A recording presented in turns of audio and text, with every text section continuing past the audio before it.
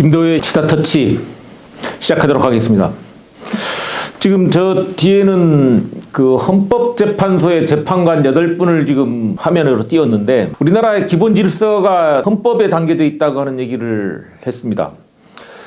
그 최고 권력기관인 그 행정부의 수반, 대통령이 취임식할 때도 헌법에 손을 얹고 이렇게 맹세를 하게 되죠. 미국은 성경에다가 얹고 그렇습니다. 그만큼 헌법을 우리나라의 이 통치의 기본 질서로 삼는다는 얘기고, 헌법이라는 것은 우리가 걸어다닐 때 이 신호등과 마찬가지죠. 어떨 때 빨간불이고 어떨 때 파란불이고, 이것을 안 지켰을 때는 어떻게 할 것인가에 대한 것들을 정리한 것. 기본 사항은 뭐냐?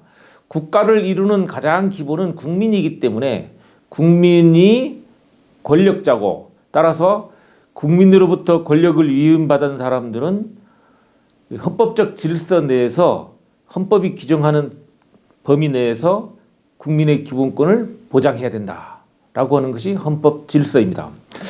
근데 지금에 와서 보면 헌법재판관들, 지금 원래는 9명이죠. 그 대통령, 그리고 국회, 그 사법부, 대법원장, 이 세 기관이 상권 분립에 의해서 이 균형을 맞추게 된 게 민주주의 아닙니까? 상호 견제를 하고 할 수 있는 이 구조를 가지고 있는데, 각각 헌법기관 3군데에서 3명씩을 추천해서 헌법재판소를 구성하게 되어 있습니다. 이것은 1987년도에 이 헌법이 개정되면서 만들어진 거죠.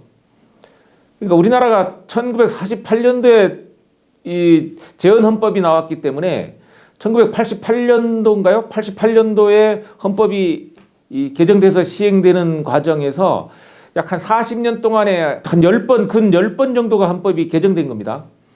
그러니까 평균 4년에 한 번씩 헌법이 개정됐는데, 그 과정에서 맨 마지막 헌법 개정된 게 1987년도 이 60 항쟁 이후에 나온 것이 1988년 헌법 개정된 거 아닙니까? 그 산물로서 지금 헌법에 관련된 국가기관의 문제, 그 기관과 기관끼리의 권한쟁의 문제를 다루고 있습니다.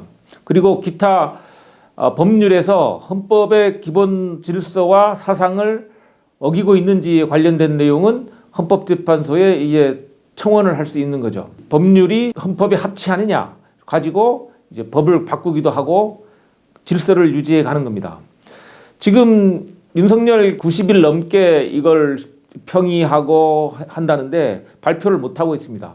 발표 못하는 이유는 잘 모르겠습니다.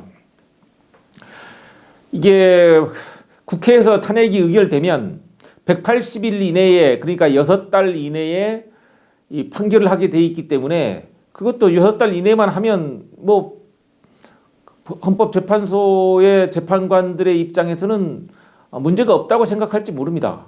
6달 규정되어 있으니까 6달 안에만 하면 될 거 아니냐. 근데 이 6달이라고 하는 규정을 왜 뒀는지 모르겠습니다만은, 아마도 기간이 길다는 거 하는 것은 이 여러 가지 변수들을 감안해서 실수하지 않도록 하자고 하는 것이 그 첫 번째일 것입니다. 그 바탕에는 그로 인해서 국민들이 기본권이나 인권이 아니면 이익이 침해되지 않게 판단을 하기 위해서 그렇게 했겠죠. 근데 지금의 윤석열 계엄 사건을 두고 이 헌법 위반이냐 아니냐를 판단하는 사항이 그 국민들에게 다 생방송으로 공개가 되고 한 상황에서 이걸 판단하는데 그렇게 어렵습니까? 사실관계 명확하게 나온다고 하면 이게 판단하는 게 어렵지 않을 텐데, 다만 이런 행위를 두고 팩트가 있음에도 불구하고 나는 이렇게 생각한다, 판단을 하면 되는 겁니다. 그리고 역사적 판단을 받으면 되죠. 법률적 판단은 해놓고 역사적 판단은 본인의 몫이죠. 본인들이 그렇게 판단했다면 그 이유를 명시해야 될 겁니다. 그렇게 해서 헌법재판소의 평의를 마치고 빨리 판결을 내리라고 하는 것이 지금까지의 국민들의 요구사항이었습니다. 그러면 이 요구사항을 180일 이내만 하면 된다고 하는 재판관들의 권리가 국민들의 요구에 의해서 침해받을 수 있을 것이냐의 문제는 또 다른 문제인데, 헌법이 왜 존재하느냐, 헌법의 존재 이유를 놓고 본다고 하면 국민들의 요구 조건을 들어주는 게 맞습니다. 그로 인해서 국가의 불안정성이 높아지고 그로 인해서 외교 관계가 순탄치가 않죠. 지난번에는 우리가 미국에게 민감 국가로 지금 지정돼서 여러 가지 준제재 역할을 지금 당하고 있고, 이로 인해서 외국의 신용도도 많이 하락되어 있을 겁니다. 어떻게 동맹국가에서 민간국가로 바뀌느냐에 대해서 우리가 현재 아무 말도 못하고 있는 거 아닙니까? 외교부에서는 미국은 우리나라를 바라보는 시각이 나쁘지 않다고 하지만 지금 현재 상황은 녹록치가 않습니다. 지금 경제 상황만 보더라도 자국 국민들이 지금 우리나라를 신뢰하지 않지 않습니까? 지금 환율이 그렇게 높죠? 이거는 해외 금융에서 우리나라의 돈의 가치가 떨어졌다는 얘기이기 때문에 우리나라 가치가 그만큼 저평가되고 있다라는 것을 의미하는 것이고, 우리나라의 지금 문화 강국이라고 하는 그 프라이드가 다 사라졌지 않습니까? 근데 이런 것을 빨리 회복하려면 질서를 세워줘야 된다. 근데 지금 질서가 헌법재판소에 달려 있다. 근데 헌법재판소에서 이러저러한 개인적 사정 또는 이러저러한 이유로 미뤄지면 우리나라의 불확실성도 이러저러한 이유 때문에 그만큼 추락될 수 있다는 거죠. 지금 2024년부터 2025년 이 상황을 거치면서 우리나라가 헌법을 빨리 바꿔야 된다는 생각이 드는 겁니다. 과거 1948년 이후 88년까지 10번의 헌법 개정이 있었다고 한다면 지금 거의 35년 가까이 됐겠죠. 이동안 헌법이 개정을 못한 겁니다. 헌법 개정을 통해서 다가오는 미래에도 헌법의 내용을 담고 해야 되는데 그러지 못했습니다. 그동안 정치권에 있었던 사람들이 이런 일을 게을리했습니다. 혹시나 그 권력기관의 권력 문제, 정치적인 문제의 이슈만 나왔을 때만 헌법을 개정하려고 하는 이런 자세들 때문에 지금 못했습니다만은, 어쨌든 이번에 헌법 개정을 통해서 검사들의 문제, 법원의 문제, 법원 판사들의 문제, 그리고 대통령 권력 구조의 문제 등도 다 헌법 개정의 필요성이 느껴지는데, 헌법재판소에서가 더 이 헌법 개정의 필요성이 존재한다라는 겁니다. 헌법재판소에서 대통령의 탄핵 사건을 헌법재판소 9명인데 지금 8명이지 않습니까? 이 임명에 관한 내용도 참 불확실한 내용이고, 어느 거 하나 불확실성을 벗어나는 일이 없습니다. 지금 우리나라의 리더 그룹에서 하는 일치고 제대로 국민이 납득되게 설명하는 사람들이 없지 않습니까? 그래서 헌법재판소 사람들은 다 판사 출신에도 불구하고 우리나라에서 가장 이 선망의 대상이고 존경받아야 될 대상임에도 불구하고 가장 조롱거리가 되고 있다. 자기네 할 일도 못하고 있다. 결정장애가 있는 것도 아니고 스스로 납득이 가는 판결을 하면 되는 겁니다. 판결 후에 나라가 어떻게 되고 이거는 또 다른 운명이 다른 겁니다. 항상 우리는 순간순간마다 매 순간마다 최선을 다하는 거죠. 이 처음 대통령 탄핵 사건이 벌어졌을 때 정영식 재판관이었나요? 그렇게 얘기하지 않습니까? 가장 연장자 같은데 선출의 문제를 벗어나서 가장 대통령 탄핵 사건이 중요하기 때문에 먼저 하겠다. 믿고 있었습니다.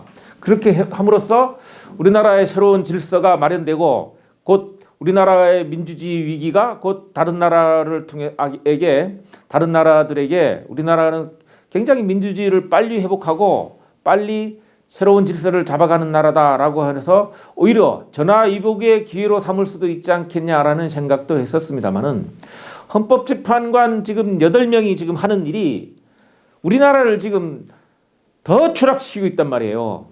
최고대학, 내가 양력들을 보니까 우리나라의 뭐 서울대 법대 출신들이 많으시던데 이게 우리나라를 대표하는 사람들의 태도입니까? 무능력하고 무책임하고, 이 무책임하다는 얘기는 무슨 말이냐면 본인들 스스로는 왜 자기네가 무책임하냐, 180일 이내에 우리가 선고하면 문제가 없지 않느냐 이렇게 주장할 수가 있습니다. 그러나 그로 인해서 우리나라의 경제가 망가지고 있고, 좋습니다. 뭐 정치 싸움끼리 이 부딪히는 것은 뭐 기정사실로 해서 그렇다 치더라도 경제가 망가지고 있고 외교가 망가지고 있고 국격이 떨어지고 있고 상호 불신이 벌어지고 있고 지금 종교와 지역적인 관계를 바탕으로 나오고 있는 파쇼즘이 지금 기승 부리고 있지 않습니까? 연령별 갈등 구조, 지역별 갈등 구조가 더 커지고 있지 않습니까? 정치적인 갈등 부분은 뭐 우리가 민주주의니까 용인할 수 있다고 칩시다. 광장 정치 그 민주주의니까 용인할 수 있다고 칩시다. 그러나 우리 국민들의 민심 속에 잡힌 이 침울한 위기가 소비 침체를 가져오고 있습니다. 경제의 치명타입니다. 그리고 국민들에게 자신감을 잃고 만들고 있습니다. 국가 경쟁력이 하락입니다. 그리고 계엄으로 인해서 군인들이 사기가 땅에 떨어져 있습니다. 이거에 대한 정리를 해줘야 될 거 아닙니까? 이 운명이 왜 8명의 헌법재판관들에게 맡겨야 됩니까? 또 지금 법에 의해서 그렇게 맡았으면 그 소임을 다해야 되는 거 아닙니까? 우리나라의 운명이 9명의 헌법재판관, 지금은 8명입니다만은 9명의 헌법재판관에 의해서 맡기게 설계한 것부터가 우스운 얘기입니다. 그 당시에 87년도의 상황이라고 하는 것은 전두환 독재 시절, 군부 독재 시절에 빨리 직선제 개헌을 통해서 이루고 대통령 탄핵이 이루어지면 혹시나 이 정치 세력에 의해서 부당하게 대통령이 탄핵되는 것이 있을까 봐서 한 번 더 고려하는 차원에서 헌법재판소라는 걸 만들었습니다만은 이것을 지금 이 헌법재판소를 통해서 대통령 탄핵 사건을 다루는 것은 경제적일 수는 있으나 비용이 이 헌법재판소를 유지하는 것이 대통령 탄핵만 하는 게 아니고 다른 그 위헌 법률을 심판할 수 있기 때문에 이걸 통해서 운영하면서 하기 때문에 경제적일 수는 있죠. 그러나 지금 현재 보십시오. 90일 이상 벌어지면서 한 달이면 예를 들면 국민투표에서 한 달이면 정리할 수 있는 내용을 지금 90일 이상 미루고 있으니까 그 60일 동안에 벌어지는 기회비용이라든가 이런 게 국가에 어마어마한 차질을 빚고 있다. 측정이 불가하다라는 겁니다. 우리나라 경제뿐만 아니라 외교에서도 그런 일이 나타나는데 지금 이 사안을 보고 있는 젊은 학생들은 어떻겠습니까? 이게 긍정적인 힘이 발동하겠습니까? 부정적인 힘을 발동하겠습니까? 우리나라 헌법 질서라고 하는 것이 차지하는 것이 매우 중요한데 헌법 속에는 이 법률로 인해서 문구, 자구로 인해서 판단하는 것뿐만이 아니라 국민의 미래까지도 판단하는 것이 헌법일 겁니다. 왜냐하면 대통령도 취임 선서할 때 헌법을 놓고 선서하지 않습니까? 그 헌법을 놓고 선서하는 것은 뭐냐면 내가 하는 모든 행위는 국민으로부터 위임받은 행위는 국민의 미래를 위해서 하는 행위다라고 하는 것입니다. 그러면 따라서 헌법재판소들의 판결도 국민 또는 국가의 미래를 놓고 판단하는 것입니다. 과연 내가 하는 판단이 국가에 어떤 것이 이익이 될 것인가를 놓고 미래에 어떤 영향을 미칠 것인가를 놓고 그런 바탕 위에서 헌법의 자구 해석을 맡겨야 되는 겁니다. 자구 해석만을 위한다고 하면 사람이 있을 필요가 없죠. 그렇지 않습니까? 요즘은 자구 해설을 사람보다 더 많이 하는 기계들이 많이 나와 있지 않습니까? AI라든가 적어도 지금 현재 그 뒤에 계신 재판관들이 우리가 기계보다 더 낫다라고 하는 것을 인간의 존엄성이라는 것을 나타내 주려면 국민의 미래, 국민의 현재의 상황을 고려해서 판단하셔야 됩니다. 그리고 윤석열이를 탄핵을 기각하든 인용을 하든 결정을 하셔야 됩니다. 역사에게 대화하는 심정으로 빨리 결론을 내서 이 상황을 좀 벗어나게 해달라. 오늘도 제가 뭐 정심을 친구들이랑 이렇게 하면서 그런 얘기 하는 겁니다. 이제는 뭐 탄핵을 뭐 인용해라 기각해라 이런 얘기가 주가 아니라 헌법재판소가 왜 이러냐 이런 내용이 주가 되고 있다는 사실. 그렇게 이렇게 본인들 지금 8명의 우리나라가 근 석 달 동안 이렇게 관심을 가져주니까 좋습니까? 그게 좋아? 어이 헌법재판소 참 존재 이유가 뭔지 모르겠습니다. 헌법재판소의 존재 이유를 스스로 증명해 주시기 바랍니다. 여러분들이 제 얘기에 동의하신다면 구독과 좋아요를 눌러주는 겁니다. 감사합니다.